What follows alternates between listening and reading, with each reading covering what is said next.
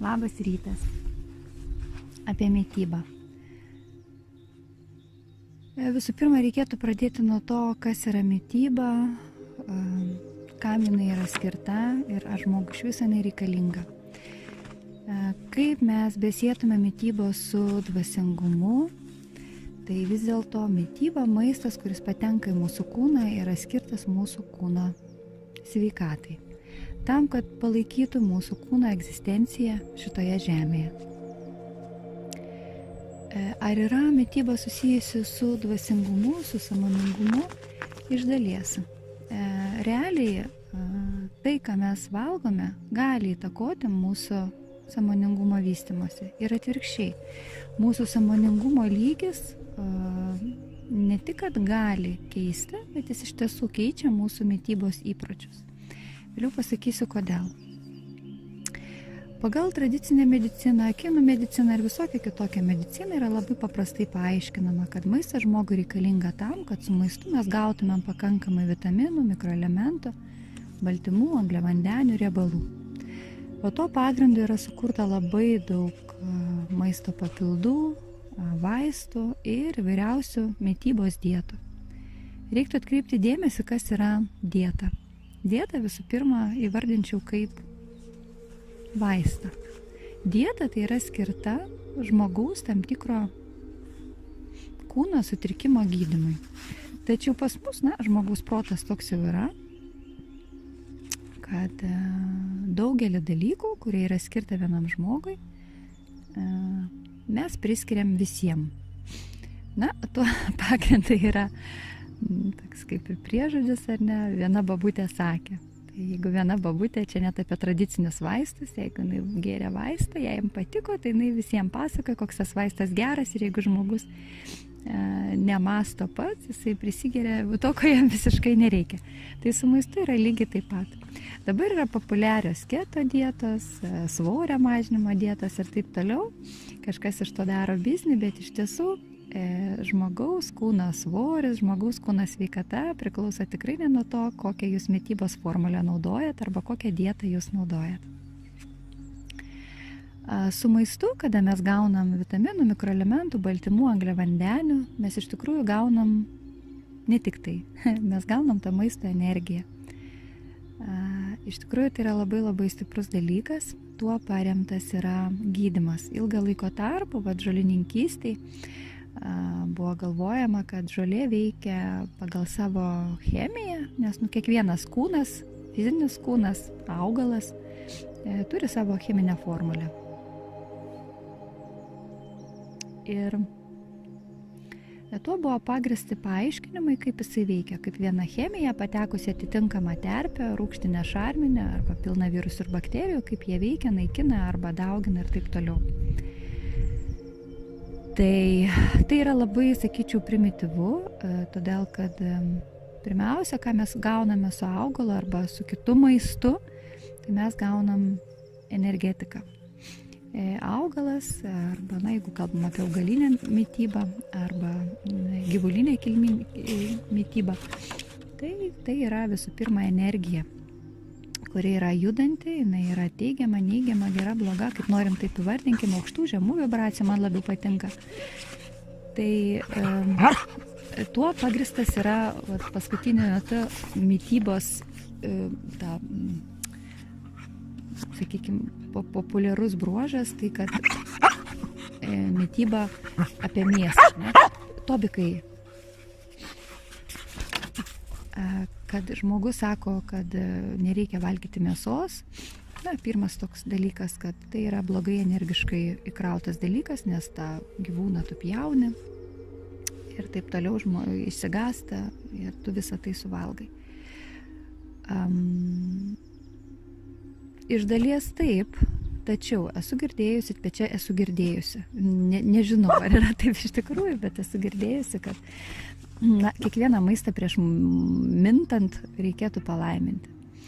Ir palaiminus gyvūno maistą, ar ne, galima netgi pakelti gyvūno sielą, sąmonę į aukštesnį lygmenį, nes tu priemi kaip auką, kad tas gyvūnas paaukoja savo kūną, fizinį kūną dėl to, kad pamaitintų kitą kūną. Na, iš esmės aš iš dalies sutinku, todėl kad tuo pagrįsta visa kita evoliucijos grandinė, kaip minta, ar ne, šunys, žvėris ir taip toliau.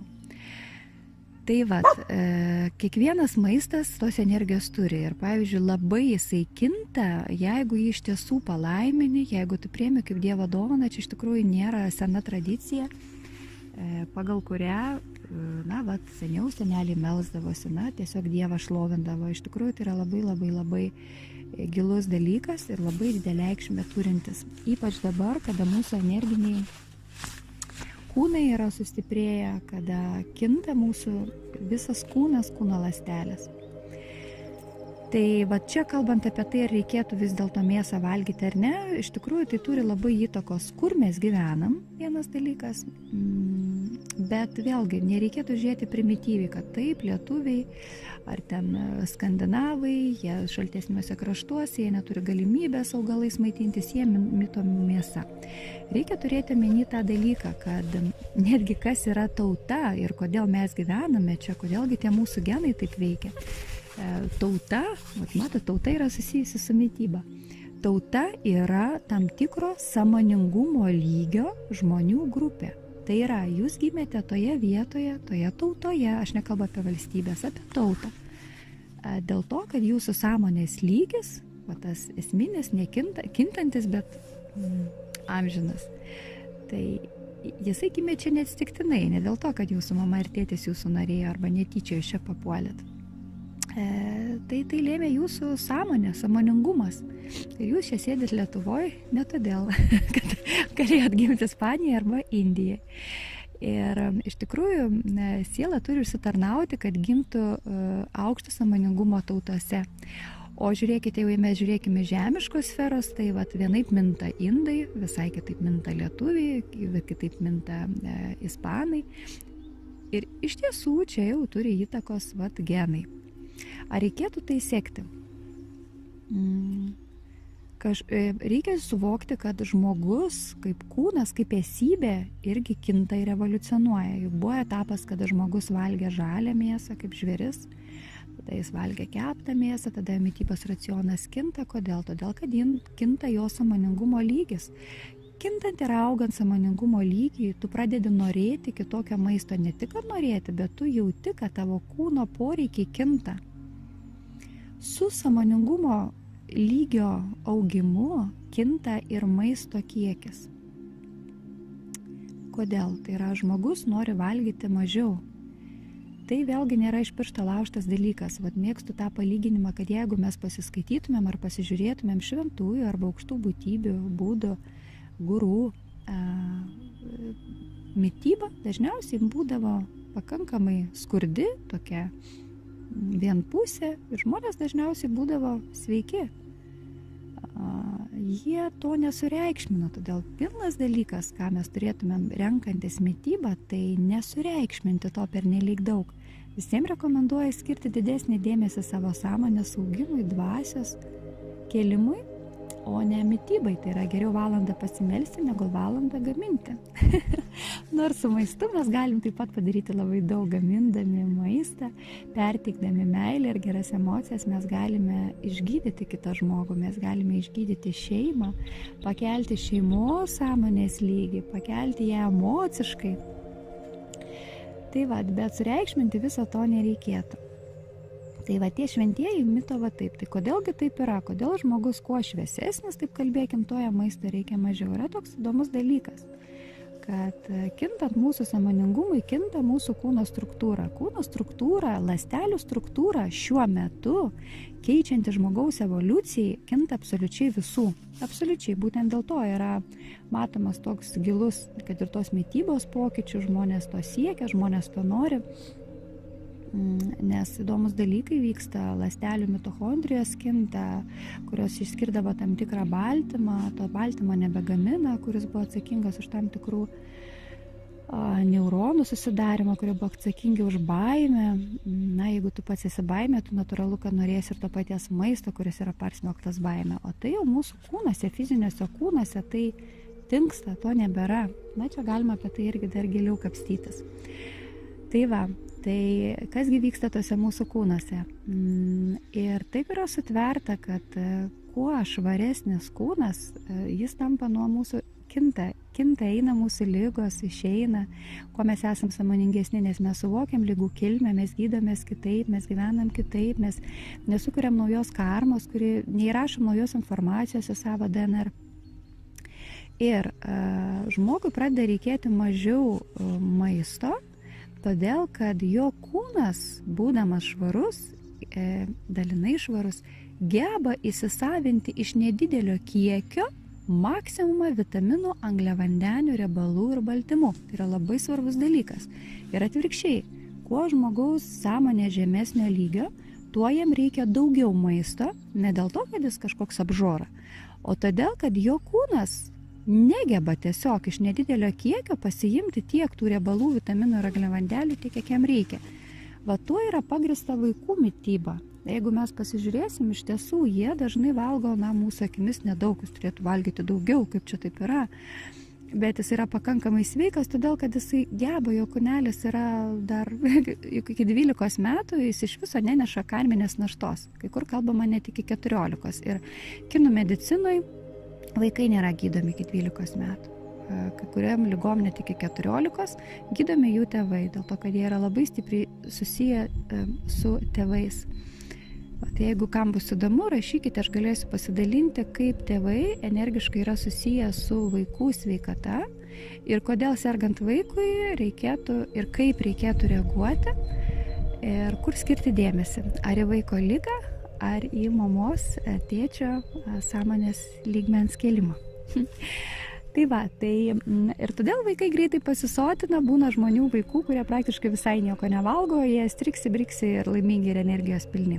Tai vat, todėl dažnai ir sakoma įvairiose religijose, kad pažiūrėkite vaikus, reiktų gyventi būtent taip. Bet kur yra problema? Yra problema tame, kad žmogus, nesuvokdamas savo sąmoningumo lygmens, nesuvokdamas, kur jisai yra, jisai kažkodėl priima kažkokias bendras tezes, bendras schemas mitybos, arba net norėdamas pasirodyti mandresniu, švaresniu, dvasingesniu, kopijuodamas tai, kad nuvyksta į Indiją minta žmonės taip, ir aš parsivešiu ir taip žmonės dažnai sako, bet tu gyveni Lietuvoje, tai palauk, ar tau tikrai to reikia, iš dalies tai yra teisinga dėl to, kad tu esi to sąmoningumo lygio, kur gyvena lietuviai, bet ne indai, bet žiūrėk, gyvenimo aplinkybės susiklosto, ar tu išvyksti į Indiją, ir ten net nėra sąlygų valgyti tą mėsą, ten produktai genda ir taip toliau. Arba, pavyzdžiui, karštieji kraštai, tokie kaip Gruzija ar ne, Kaukazo šalis, taigi ten kiek yra prieskonių, kiekvienas prieskonis turi savo atitinkamą vibracijos lygį, daro savo darbus organizme, viskas tai yra labai glaudžiai susiję. Tai va, ir pasivaikydami madų arba norėdami įtikti kažkam kitam, mes kardinaliai keičiam savo mitybą, visiškai neįsiklausydami savo intuiciją, nežvelgdami, kas aš esu, kuriame kelio dalyje ir ko mano kūnui reikia. Vat, ir mes suluošinam organizmą. Dabar, pavyzdžiui, kad ir tos mėsos atsisakymas, jeigu žmogus nėra tam pasiruošęs, tai yra jo sąmoningumo lygmuo yra dar žemesnis ir galbūt jam pagal jo kelią jisai gal dar turės daugybę kartų atgimti, kad jo kūnas tam pasiruoštų ir jisai nutraukia mėsos mitybą. Kas tai pasidaro? Iš tikrųjų, kūnas yra šokiruojamas ir trinka ne tik jo kūno veikla, bet trinka net ir sąmoningumo raida. Todėl pirmas dalykas, ką žmogus vis dėlto turėtų išmokti, tai laiminti maistą ir dėkoti už tai, kad jį valgo, jį tokį, kokio jo kūnas nori ir didesnį dėmesį skirti maldai, meditacijai. Nuo to turėtų viskas prasidėti. Kitas dalykas, ko žmogus bent jau vakarų šalyse labai retai kada daro, jis visiškai neatsižvelgia į savo kūno struktūrą. Pagal ajurvedą, vėlgi aukštesnių sąmoningumo lygių šalių mediciną, Yra žmogaus kūnai skirstame, žinot ar ne, pita, vata, kapha, kinų medicinoje tai yra gleivės, vėjas ir tulžis. Ir tai yra labai esminis dalykas. Mes, kada gimstam šiame kūne, mes gimstam ne šiaip savo, storas, plonas, mažesnis, aukštesnis. Tai yra užprogramuota mūsų genuose. Pagal to, kokiame būvyje mes gimėme, tai jau yra įrašyta programa. Va tokiame kūne yra tam tikros ligos. Ir jeigu aš noriu Dievas, kad aš suprasčiau apie tas ligas, man davė tokį kūną, kuriame ta liga pasireikš švelniausiu būdu. Bet jinai galbūt kankins ilgesnį laiką tam, kad aš turėčiau susivokti ilgesnį laiką, kaip tai ištaisyti. Ir atvirkščiai, jeigu tam tikro tipo kūnas suserga liga nebūdinga jo tipažai, jisai sirgs labai sunkiai ir su vidiniam komplikacijom. Kaip pavyzdys, sakykime, vėjo tipo žmogui yra būdingas skrandžio problemos. Ir jis tų skrandžio problemų, kažkokių tai epigastrimo sutrikimų, lengvesnių, sunkesnių, gali turėti visą gyvenimą ir tai nebus jam didelė problema, nors iš tikrųjų tai yra signalai, kaip reikia reaguoti, ką keisti ir taip toliau. Ir atvirkščiai, jeigu, sakykime, ta pačiom skrandžio problemos suserga gleivių tipo žmogus, jam jis labai sudėtingom formom. Tai va, tai ta mityba iš tikrųjų labai daug lemia pagal kūno tipą ir tai, kas yra leidžiama gleivėm, yra neleidžiama vėjui, kaip pavyzdys. Vėjas neturi valgyti nieko šalto, neturi gerti nieko šalto. Gleivėm tai yra leidžiama ir jam tai nesukels jokių sutrikimų, kaip ir riebalai. Gleivių tipo riebalai yra naudingi ir reikalingi. Jis jas valgydamas skaido visai kitus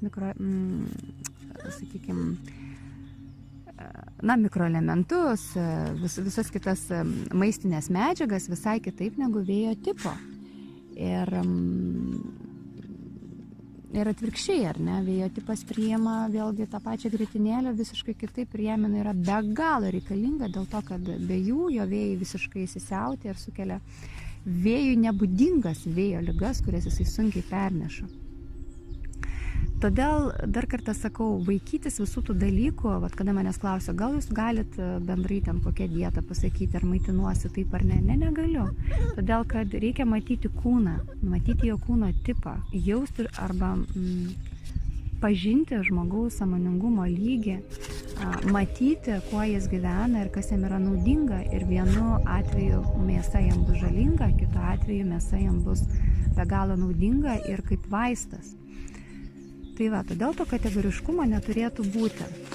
Buvo klausimas apie vitaminus ir mikroelementus, ar jie yra reikalingi. Čia yra lygiai taip pat kaip su mityba. Yra labai aukštas sąmoningumo žmonių, kurie minta nedaug, aukštų vibracijų maistų ir jie, vitaminai ir mikroelementai, ypatingai kad ir augalinės kilmės, kurie yra švariausi, labiausiai priimtini žmogui, yra nereikalingi, nes bus apkraunami labai inkstai ir kepenys ir jie neduos jokios energinės naudos. Ir atvirkščiai, žmogus, kuris yra žemesnio sąmoningumo laipsnio, valgo daug ir maisto vitaminų pasisavina mažiau negu kito tipo žmogus, jam tai vitaminai ir mikroelementai ir ypatingai aukštesnių vibracijų, tai yra gaminti švariai, gal kada nors papasakosiu, kodėl svarbu yra, gal ir šiandien, kaip gaminėme ir nuo ko tai priklauso.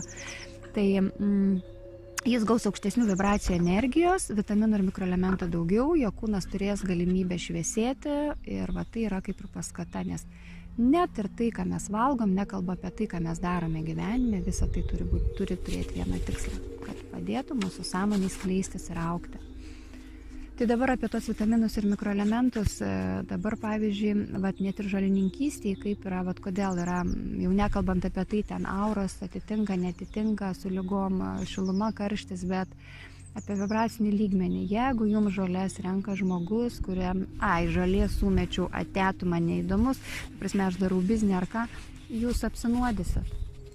Ir kada kažkada kalbėjau, kas yra geriau, ar vaistas, ar žolė, kodėl veikia vieną kūną, kodėl kitą, tai vėlgi atskira tema, dėl to, kad tai yra labai subtilu ir labai reikalinga žinoti. Bet pavyzdžiui, vaistas pagamintas švaroje, aukšto vibracinio dažnio žmonių, kurie atsidavė savo darbui, bus veiksmingesnis ir mažiau žalingas už bobutės purvinos apkalbančios surinktą žolelę. Ir tai yra tikra tiesa. Todėl ir maistas lygiai taip pat, ir vitaminas lygiai taip pat. Jeigu jūs gaunat, kažkas surinko, padavė ir spaudė sultis, jūs išgėrėt, pardavėja pikta, ką jūs ten gausit? Ir tas pats vitaminas ar mikroelementas, kuris yra renkamas, kruopščiai apžiūrimas, svarbu yra aukštas lygmuo, švara, kur ir be galo svarbus dalykas, formuojant maistą, vaistą. Jis bus daug aukštesnių vibracinių dažnių ir jų nauda bus daug didesnė. Todėl tą turėtų, aš tam vadovaujuosi tuo, kad maistą realiai turi gaminti pats žmogus. Žmona, šeimai, mama, vaikam, arba eiti maitintis į svečius pas tuos žmonės, kuriuos jūs labai pasitikite ir žinote, kaip jie gyvena. Tam, kad jūs neužsiterštumėt. Yra dar vienas dalykas, kuris yra labai svarbus, ir reikia žinoti sąmoningumo keliu, kad ateina tas momentas, kada jūs negalėsite valgyti kito pagaminto žmogaus maisto tik savo arba tikrai labai labai pažįstamo, dėl to, kad jūs pajausite iš karto, kaip krenta jūsų sąmoningumo lygis, jūsų energija, vibracijos ir taip toliau. Tai va, tai dabar dar apie sultis. Kažkada buvau pradėjusi, keletą metų dar atgal buvau pradėjusi rašyti knygą, dar jinai yra nebaigta ir kažin ar aš ją pabaigsiu, o gal vis dėlto apie gydymą sultimis. Tai labai populiaru, ypatingai dabar, žinau, tam tikrų mediumų, kurie tai propaguoja. Ir aš pati patyriau labai stiprų sveikatinimosi teigiamą rezultatą, pati naudodama sultis. Tai ar galima jas vartoti ir reikia? Tai priklauso taip pat nuo kūno tipažo. Vartoti rekomenduojama, jeigu žmogus, jaučia, kad jo kūnui tai tinka, bet reikia labai žinoti jų derinius. Nes ne tik energinius, bet ir tos pačius cheminius, dėl to, kad ypač vaisiai labai pykstasi vieni su kitais, žmonės primaišo vaisius su daržovėm, geria kokteilius ir net neįsivaizduoja, kokią žalą daro jų kūnai. Todėl šiuo atveju manau, kad reikalinga išleisti tą knygą, todėl kad ten yra surašyti visi deriniai sulčių galimi. Populiaru dabar labai yra saliero sultis vartoti, tai esu tikrai už jas, todėl kad salieras yra be galo stiprus augalas ir jis yra pilnas natrio ir kalio, kurios mūsų kitų vitaminų mikroelementų, kurie yra būtini mūsų organizmui. Ir jis turi labai stiprią toksinų šalinimo programą. Bet vėlgi, kuris yra užaugintas, ką jis ten turi savy, čia kitas klausimas. Bet yra dar viena tiesa, kada žmogus yra vėlgi aukšto sąmoningumo lygio. Ką reiškia aukšto? Vienam tas aukštas tai yra, kaip pavyzdys, 8 balai, kitam aukštas yra 10, kitam 30, čia asmeniškai turi žiūrėti, bet ta prasme aukštesnio sąmoningumo lygio už tuos žmonės, kurie gyvena 3D formate, taip sakykime. Tai reikia turėti vieną dalyką, kad mes žinome, kad mus traukia panašus. Ir lygiai taip pat yra su maistu. Kokiu vibraciniu dažniu jis vibruoja, toks maistas ateis pas jūs. Ir jūs savo vibracijomis galite paaukštinti maisto vibracijas, vėlgi palaimindami, priimdami, arba žinoti vieną dalyką, kad jeigu jūs esate pakankamai aukšto dažnio, iki jūsų tas prastos kokybės maistas nedaeis. Jūs jo nematysite, jūs jo nepastebėsite, jum jo net neš, jūsų jo nepavaišins. O jeigu ir tai bus, palaimindami maistą, padėkodami Dievui, jūs galite taip stipriai pakeisti maisto struktūrą, todėl kad kiekviename maiste, kiekviename gabalėlyje yra be galo daug vandens, o jūsų mintis yra visagalės. Todėl labai visiems rekomenduoju išmokti laiminti maistą, nebūtinai afišuotis, nebūtinai klauptis ant kelių, bet mintyse su meile, paduodant lėkštę savo vyrui, savo vaikui, palaiminti, padėkoti. Aš tą dalyką išmokau per savo ligą, sutrikimą netgi, sakykime, kurį patyriau 3-4 metai atgal. Ir po to įvykio, kada tu suvoki, kokia laimė yra iš viso maitintis ir gebėti valgyti, Tu į kiekvieną kąsnį žiūri nebe tai, kad, naudinga, ką tai reiškia naudinga ar nenaudinga. Lygiai taip pat, kai žmogus ateina prie mūsų, naudingas ar nenaudingas. Ar tai galima šitaip vertinti? Tu priimi žmogų, priimi toks, koks jis yra, tu stengiesi priimti su meile, suprasti, atjausti. Maistas yra lygiai taip pat, tu negali vertinti tinka ar netinka. Tu gali vertinti mano kūnui, tai reikalinga ar ne, aš to noriu ar ne. Jeigu vis dėlto aš noriu, aš leidžiu, nes tai yra Dievo malonė, viena iš Dievo meilės apraiškų. Maistas, kuris nereiktų jo sureikšminti, aš pavyzdžiui, kaip sakykime, tradicijose, svarbu ten stalas visas apkrautas per Kalėdas, Velykas ar taip toliau. To nereikia, nes tai yra švaistymas, bet šventas maistas pagamintas ant stalo, ta proga, kad šeima gali pabūti kartu, jis gali būti Dievo vaišės, Dievo palaima ir Dievo vaistas. Tai tokios bendros rekomendacijos dėl maisto. Dar yra, galima čia daug gilintis, iš tikrųjų be galo svarbus dalykas yra jūsų lygos sutrikimai, labai svarbus dalykas yra maisto priėmimas į kūną, kada ir ką, tas derinimas vadinamasis, ar ne, kreipiamas dėmesys, ten baltymai, riebalai, kad angliavandeniai. Aš iš savo patirties galiu pasakyti, kad svarbiausias dalykas tai yra daržovių, vaisių ir eilinio maisto valgymas ir nemaišymas. Viena auksinė taisyklė, kuri padeda visais atvejais ir iš tikrųjų be galo daug problemų žmonėms išsprendžia vieną dalyką priėmus. Vaisiai. Vaisiai yra Dievo maistas, dievų maistas, dievų eliksyras. Žmogus gali vien jais misti ir būti absoliučiai sveikas. Niekada jo nereikėtų atsisakyti.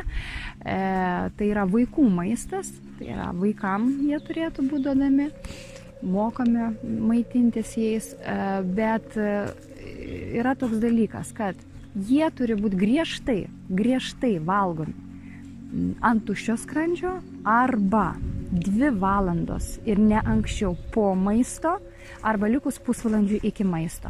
Vien šitą dalyką susitvarkę, jūs neturėsite pilvo pūtimo problemų, garantuoju. Maistas visai kitaip slinks jūsų kūnu ir iš tikrųjų daug problemų žmonės išsprendžia vien tik tai padarę. Aišku, nuo maisto priėmimo kūno švaros, tai yra eiliniai dalykai. Kas iš to, kad jūs valgysit labai sveiką, gerą, net ir palaimintą maistą, nors čia yra esminis dalykas, palaiminimas, bet visus tos dalykus, jeigu jūsų kūnas bus užterštas, tai greičiausiai, jeigu jūs norite jau vis dėlto nusprendėt, kad norite sveikiau gyventi, norite tą kūną pataisyti, kad lengvame kūne, sveika siela ar nebūtų, tai pradėti nuo organizmo valymo. Kaip tai padaryti, jeigu įdomu, klauskit. Aš labai jūs myliu, atsakysiu mielai kiekvieną klausimą, apkabinu.